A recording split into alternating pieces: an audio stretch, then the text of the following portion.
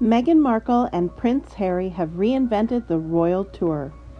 In between the dancing and cultural experiences in Colombia, the Duke and Duchess sat for some real talk that emphasized the global nature of the issues they're quickly becoming experts in.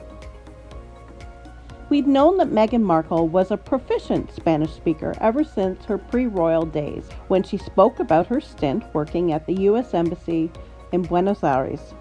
But it wasn't until this weekend, during her 4-day tour of Colombia with Prince Harry, that the public saw those skills at work.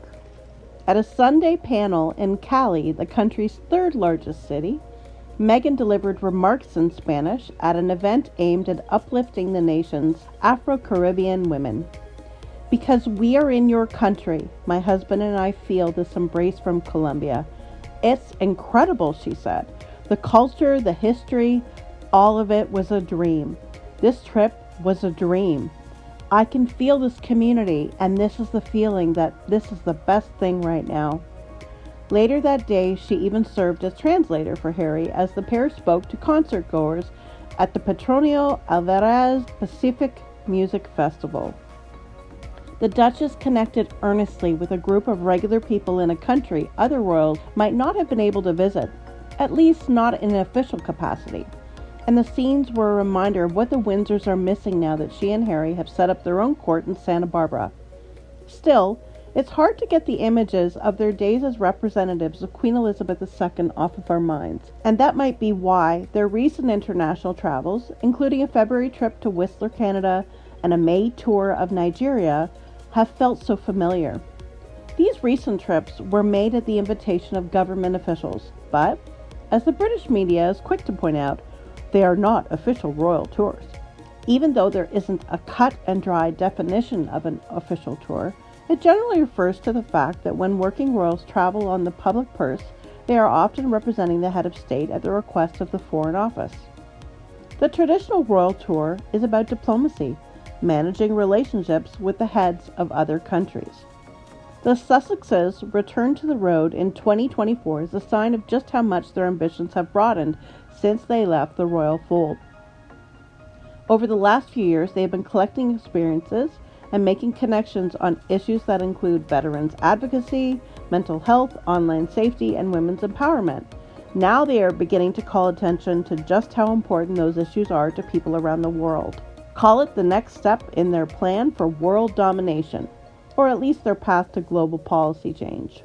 On the Colombian trip, which lasted from August 15th to August 18th, Meghan and Harry traveled only as representatives of the work they've done themselves.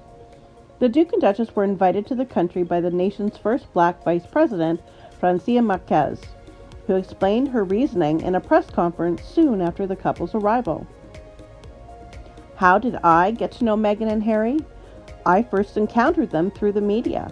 And I particularly watched the Netflix series about their lives and their story, which deeply moved me," she said. "It motivated me to say, this is a woman who deserves to visit our country and share her story. And undoubtedly her visit will strengthen so many women around the world." The mutual admiration between Marquez and the Duchess was on display from their enthusiastic hug during their first meeting, and it was the beginning of a whirlwind tour that took them to 3 different cities and introduced them to the music, theater, and fashion of the Latin American nation. Last week, they visited 2 primary schools in Bogota, where they took part in lessons about digital literacy and emotional well-being. During their visit to Colegio La Giralda, they were serenaded by a group of kindergartners, and Meghan said in Spanish, "You're the same age as my son Archie." Though playing the drums seems to be something she only does on tour, it's surprising how similar their activities in Colombia were to the type of events they might attend when they're closer to home. For the last few years, Meghan and Harry have visited classrooms across the US and the UK, and Meghan has given similar remarks about the importance of female empowerment in cities from Los Angeles to Austin to Abuja, Nigeria. But the main focus of the trip was connected to their recent Archwell Foundation to push awareness about the harms that children might encounter online and provide support to victims. The centerpiece was a panel where they spoke about their work, and it had a similar format and topics to the one they hosted in New York City in October 2023. In his remarks, Harry mentioned the couple's shared belief that information integrity is a fundamental right. That statement is reminiscent of the conclusions from the 2021 Aspen Institute panel on information disorder, which counted Harry as one of its participants.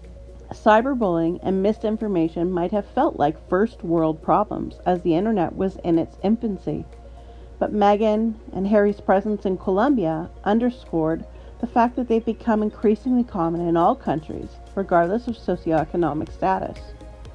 In November, Colombia is hosting the first ever global ministerial conference on ending violence against children, along with UNICEF and other organizations.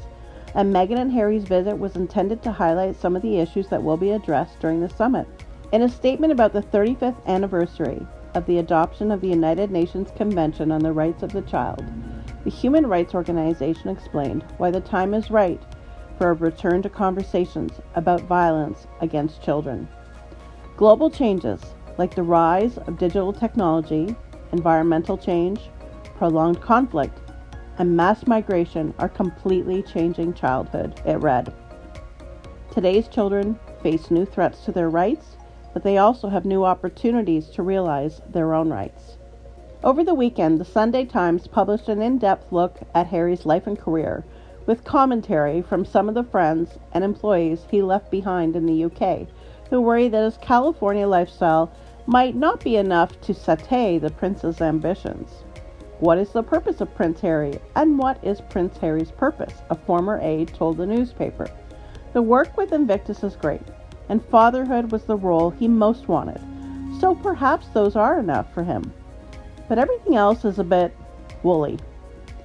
I always thought he wanted more from life. I can't help but think he must be wondering, where do I go from here? In Colombia, Harry's answer to that question was on display. And if his former confidants were able to see it up close, maybe they wouldn't be so confused. In their post-royal work, Meghan and Harry have tried to change up the old royal routine.